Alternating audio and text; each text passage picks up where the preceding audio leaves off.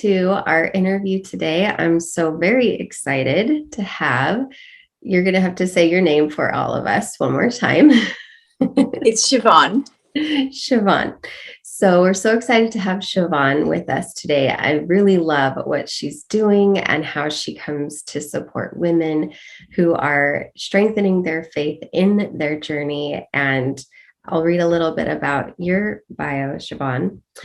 Siobhan has always had a thirst for personal and professional growth and development. And I love that you say thirst. It's just that unquenchable feeling to keep going, to keep progressing.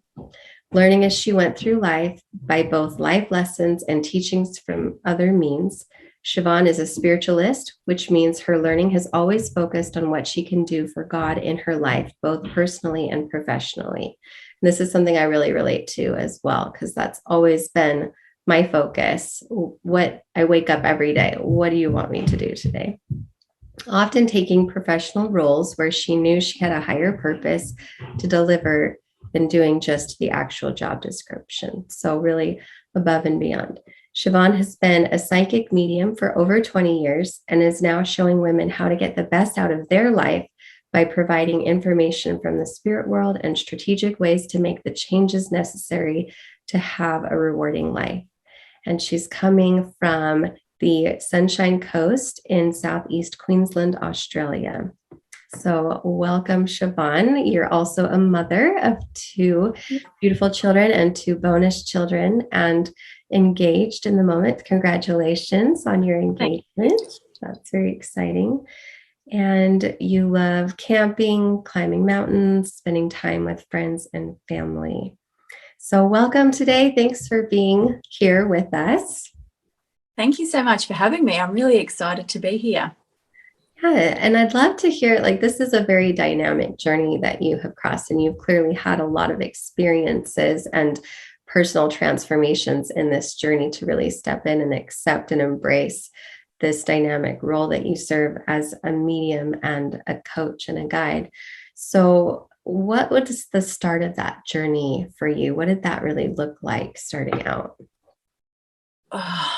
To be honest, it probably started out when I was a little girl. So I was very, very blessed from a young age to be able to see spirit and to have a knowing that there was more to life than what we physically see on earth. And I was brought up in a Catholic household, so we went to church every week, and so it was faith-based, and I just knew that what I was being taught, there was a whole other side to life and to God and to spirit and to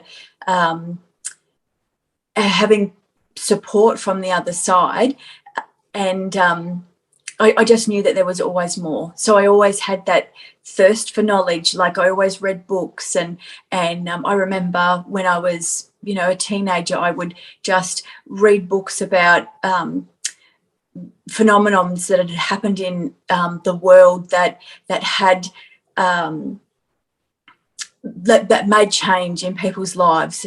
So like people that had say had passed over while they were in hospital and then came back. So I was just so intrigued and interested how that dynamic worked, and then there's those people that had a life-changing experience. So they might not have been on the right path.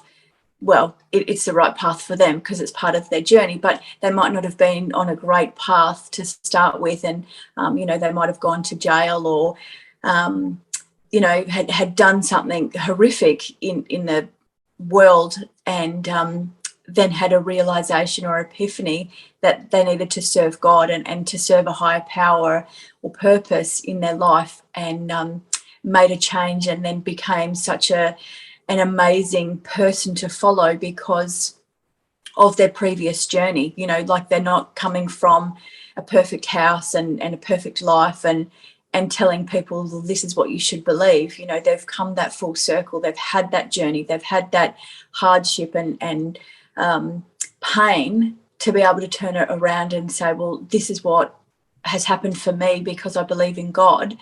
And I personally use the word God, and I know not everybody does, but to me, that's who I refer to as God, or as that higher purpose, or that higher power. Yes. And that's because, that was because I was brought up Catholic. We were taught obviously to believe in Jesus, God, and Mother Mary. And I call on all three of them when I need to at times. Yeah. Yeah.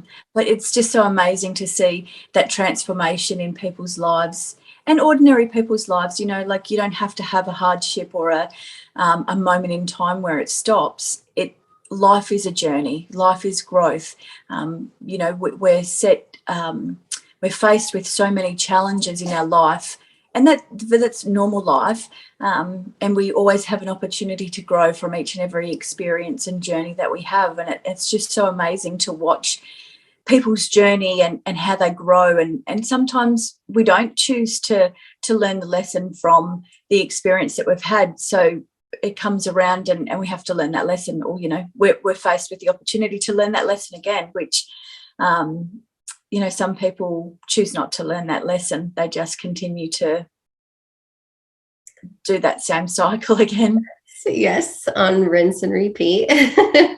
Pretty much. Like peeling back those little layers rather than, ripping off that whole Band-Aid, so to speak. And yeah. And I really love this, because I know in my work, connecting people to their life purpose and their mission, there really is, in our childhood and our adolescence, there is a strong connection there. And I feel like, especially in more of the modern world, we're kind of taught to just disregard those childhood dreams and experiences and to move past that into something more productive. But I love that you can really connect it and relate. I know my gifts started around when I was a child as well. I knew when I was 12, I wanted to be a massage therapist, but I had to walk that journey of really embracing that as a journey. And so what did that look like for you, as far as, feeling supported in your family to continue to be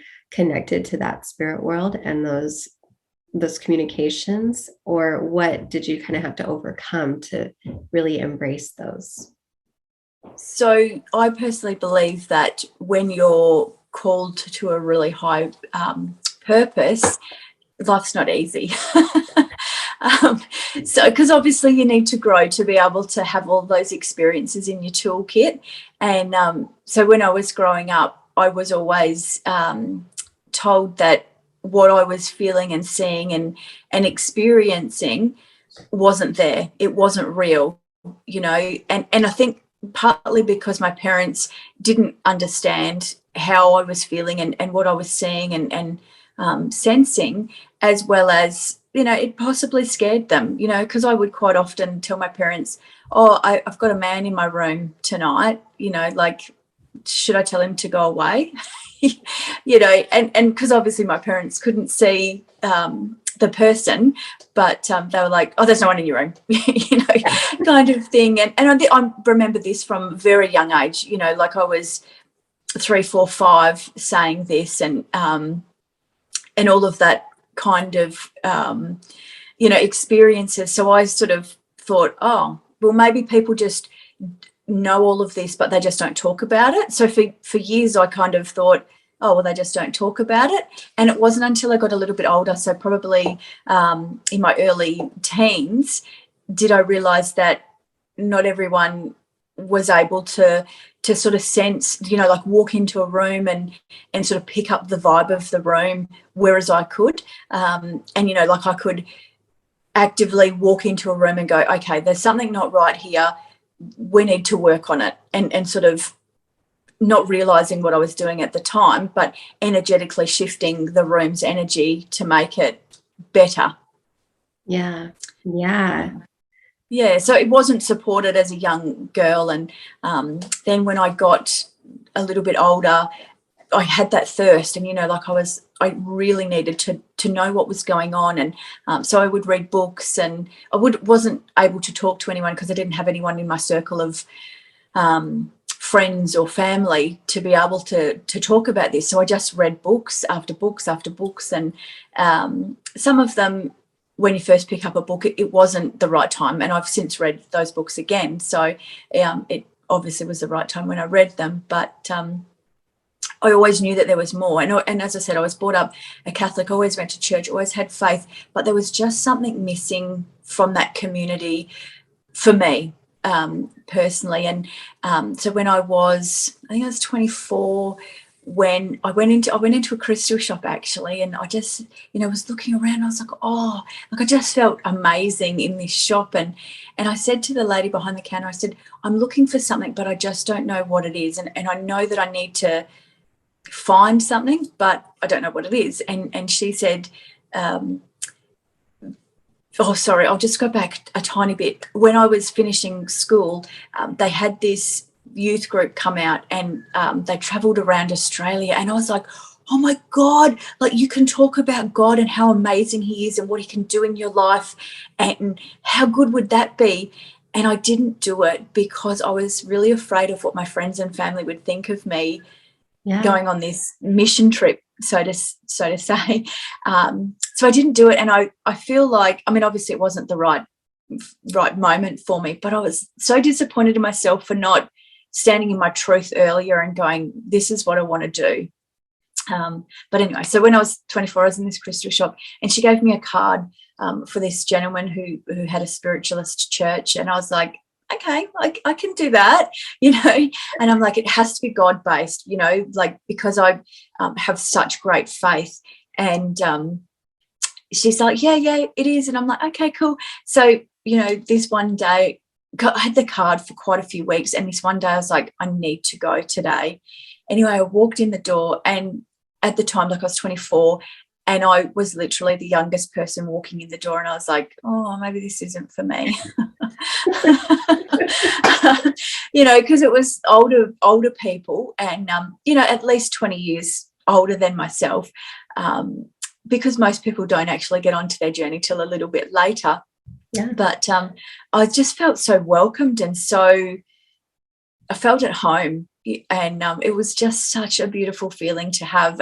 And so then I grew my networks and my friendship base, and then found there was a few other people around my age, but not too many. And I was like, I wonder why this is. But it was just simply for the fact that people hadn't had the opportunity to grow to a point where they were there. So there is nowadays, because I've obviously been going for quite a few years to different churches, and there is a lot of people that are my age or coming through around my age now. So it's really lovely to see. But obviously, walking in at 24 going, I can do all of these modalities that you guys are talking about. And it was a little bit difficult, actually, because unfortunately we at times get a little bit ego.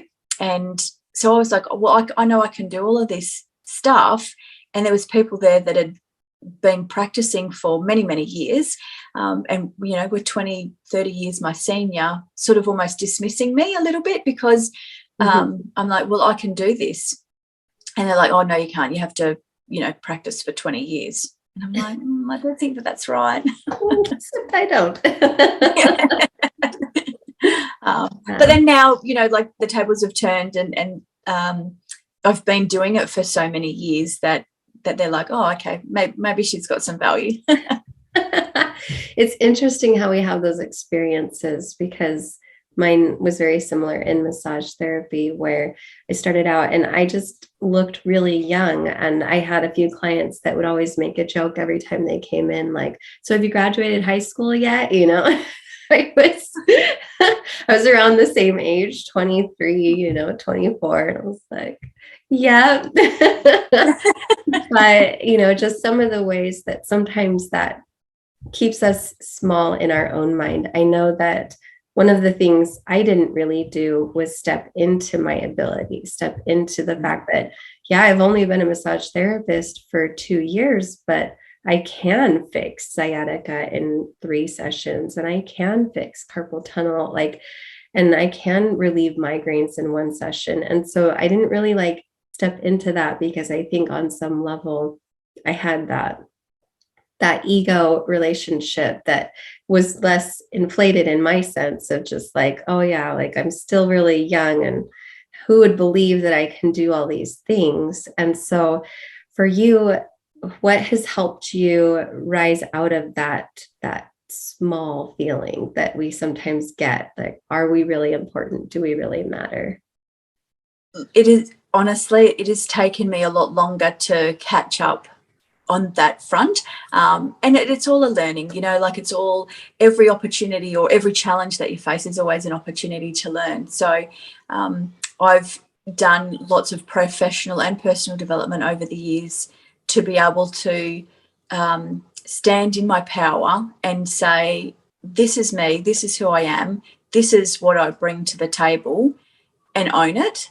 So, like I always was quietly in the corner going, oh, that's me, like I can do that. Whereas now, because of my learning and because of the development and learning that I've undertaken, I'm at a point where, what, I can actually do this. I need to step into my power.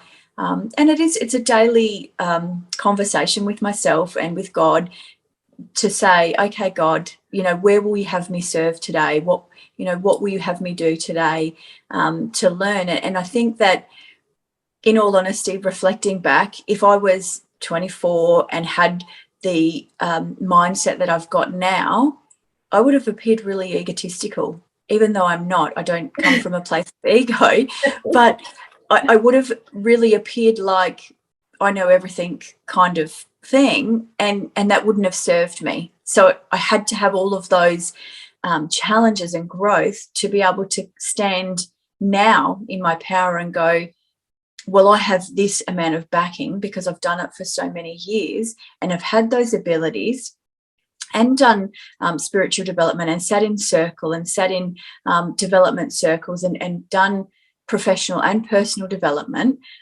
throughout the years to be able to now believe in myself. And that's really all it is. It's just believing in yourself to be able to stand in your truth. And I remember, like, as I said, about the youth mission trip that I really, really wanted to go on. I think that would have been absolutely amazing, and obviously would have taken me on a very different life course because I would have started at such a young age, because it was open to 17, 18-year-olds. But it obviously wasn't meant to be, clearly, because I didn't do it. But, my journey would have probably been quite parallel with the growth and the development there. I just chose a different journey. Yeah. And I think that we often get those opportunities, and sometimes it feels urgent, like there's just one right way to do it. But I know that I've watched the same shift in my life where I saw something and I was like, oh, that would be amazing. But I wasn't the person that could step forward on that and really have that experience. And so that was like almost like holding up the carrot. It's like, you want to be able to talk about me like this. And it's like, okay, yeah, like here's the gap of where I am, and being that person that just says, let's do it. And it's given me that grace to fill that gap and then step into being that person. So I know that you've made some shifts recently in how you're presenting and offering. So what are you offering right now? What is your focus, and how are you bringing all of this knowledge into the world right now to help other people?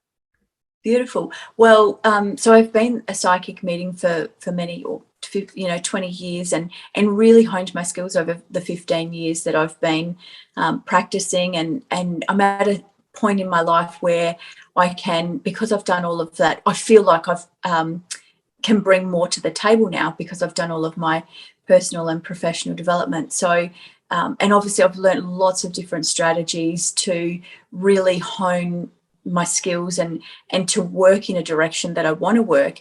And I'm really, really blessed to have so much in my toolkit that, so I not only offer psychic medium readings, or just psychic readings, or just mediumship readings. So I don't know if you know what the difference is, but a psychic is basically reading the energy around the person and what's sort of transpired recently, what's happening now, and potentially the future. And obviously it does change, because if the person doesn't take any of that on board, it may not come to fruition.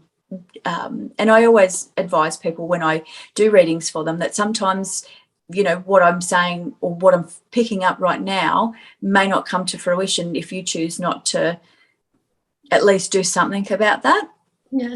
And mediumship is obviously bringing past loved ones over and providing evidence. So, like letting people know who they are and where they're from, as well as a message. So that's really, really lovely to be able to give those gifts to people. And I want to also, I am now offering a psychic consultancy service, which means reading everything that's happening right at the moment, and seeing where life is going to take for this person or head for this person, and giving them strategies and strategic ways and just tips and tricks, basically, to really focus their energies on how to move forward in their life, and give them direction and give them solid strategies to be able to move forward with what I can see for them. And at the end of the day, if there is free will, we all have it. And like I've been told stuff in my life, both from other respected colleagues and also spirit, and I have chosen not to act on it. And then you realize down the track, I really should have acted on that. And then they give you that hurry up, you really need to be doing this. So I listen a lot more these days, and follow their direction. So, which is really good, because life flows more abundantly when you live a life of service and you do what they're telling you to do, or what God's showing for you. Because at the end of the day, what God has shown for you, because each and every one of us has dreams, hopes, and wishes and desires. That's God's gift to you, and He wants us to fulfill our destiny. So I want to be able to help women to be able to put that dream into reality with strategic ways to not necessarily fast track it, but once you get on that path, it does kind of fast track it because you're actually on the path. Yes, exactly. Like it helps to be at least on the track, and then you can ignite those rocket fuel engines. Absolutely.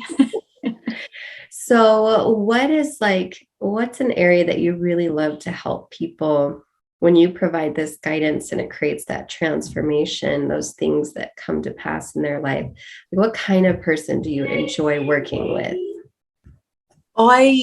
Someone that's coachable, and someone that's willing to learn.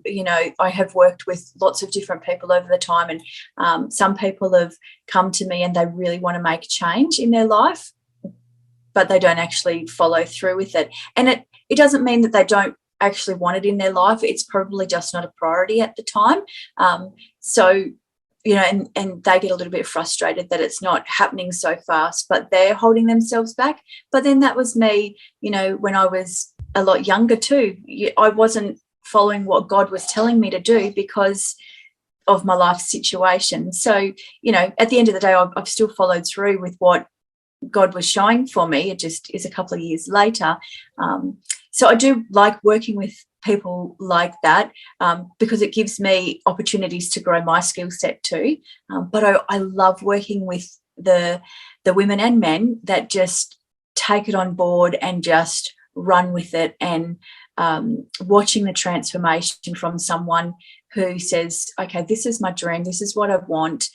And, being able to connect with spirit and God and working out, like tapping into that energy and going, okay, this is exciting, this is what you need to do, and then following through with that guidance and seeing them flourish and seeing them grow, and, like removing all those onion layers and seeing the growth from the person that came to see me through to the person that is on the right path, that is leading a life of service or not. They don't always have that life of service like I do, but I do obviously resonate with people like that a lot more. But I just love people, getting them on the right track, having that conversation with people to be able to see them step into their power.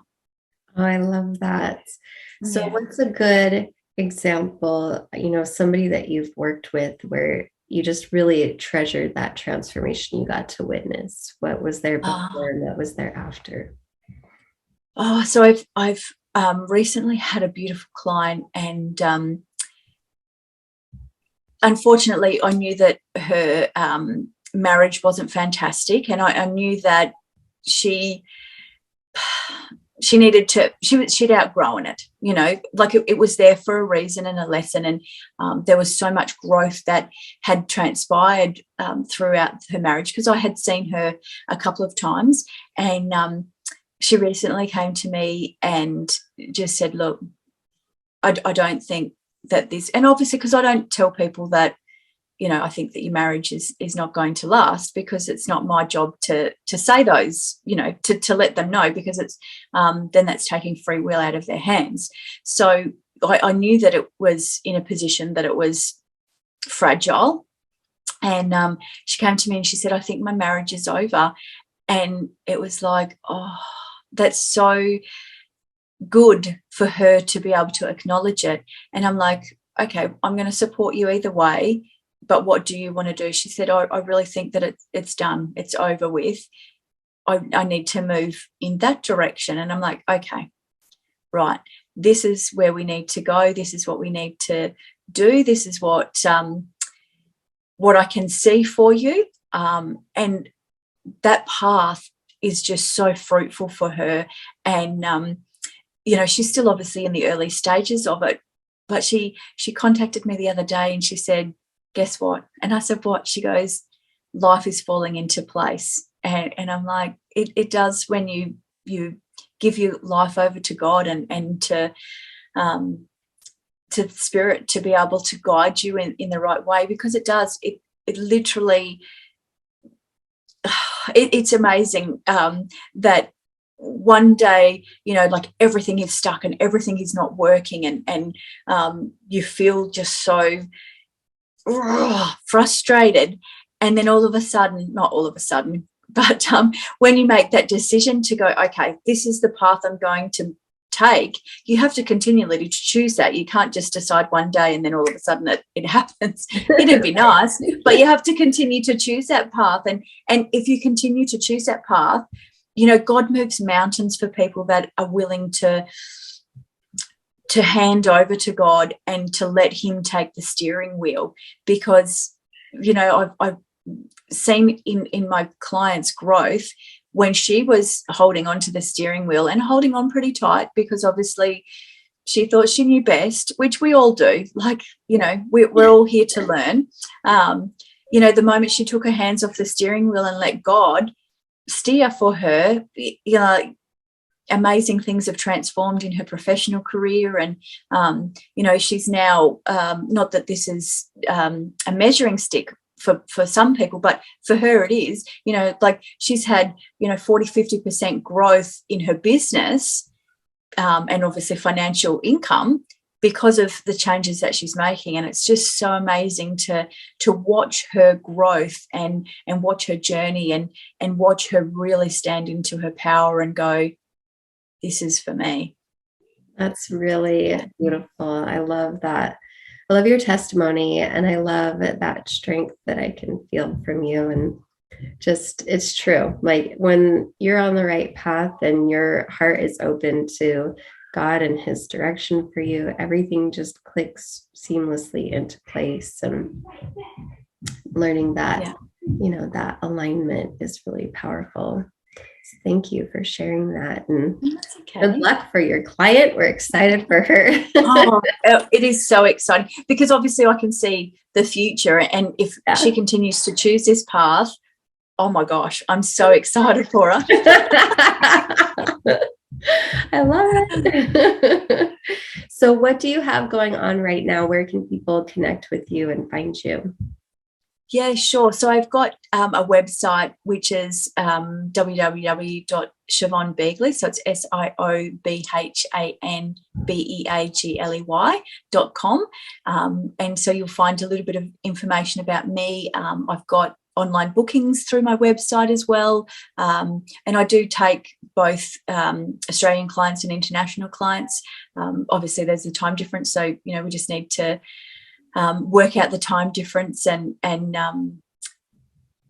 get it sorted. So depending on obviously what time zone people are in, I can open up more than what I've actually got on my website at the moment. So they can just send a query through and I love working with people. So I'm happy to tweak my times to help people.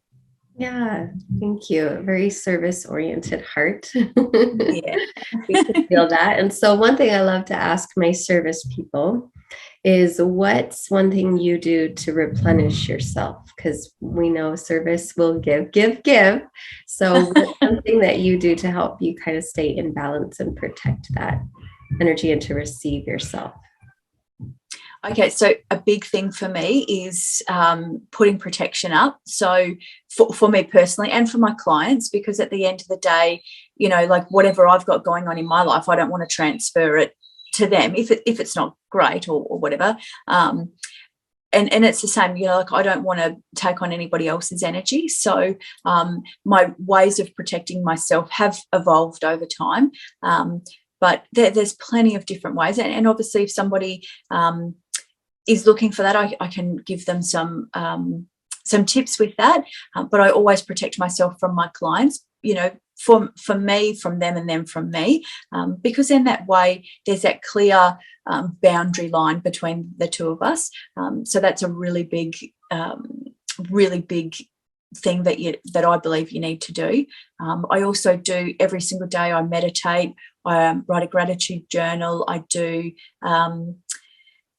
I fill my cup up basically. So, like I'll have a bath or spend time with my family, because I love spending time with my family. I do. I am very service orientated. So for me personally, like I love cooking for my family. So, that replenishes my soul, but it also serves my family, and just taking time out for me. So like, as I said, going out in nature, so camping and completely disconnecting from all forms of the internet and social media and stuff like that, because at the end of the day we need to, I believe, we're here on earth to ground ourselves. So I love being grounded in nature and going to the beach. I love going, walking along the beach. I didn't actually write that to you, but walking on a mountain, and the beach and the mountain have very different energies. So it depends on what I need at the time to replenish my soul as to where I'm drawn to go to. But so just disconnecting from life, not life, but from the hecticness. The hustle. Yes, yeah. But definitely my meditation, for me personally, I know that when I don't meditate daily, I become a little bit frantic and let the monkey chatter, I let the monkey chatter win, whereas our mind is very, very, very powerful, and if we let it, it can take us in a completely different direction than where we should be headed. So true. So true. Very good words of wisdom. Are there any final thoughts that you'd love to share with our audience today?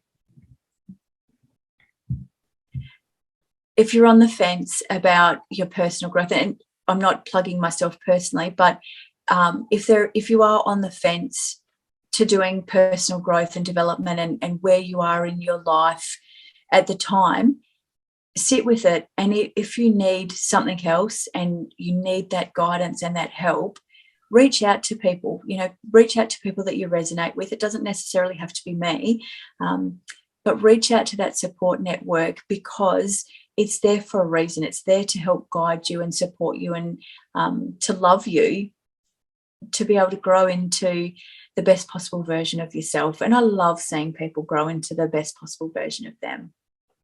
So true. I always use the metaphor of the forest, and especially for, my work is more centered in women and women's health. But when you're looking at the connection that we have and the connection that trees make and how their root systems come together and they'll nurture a tree that gets sick or injured and try to heal that tree. And there's really a lot of power in our connection as human beings. We're all connected, whether we want to acknowledge it or not.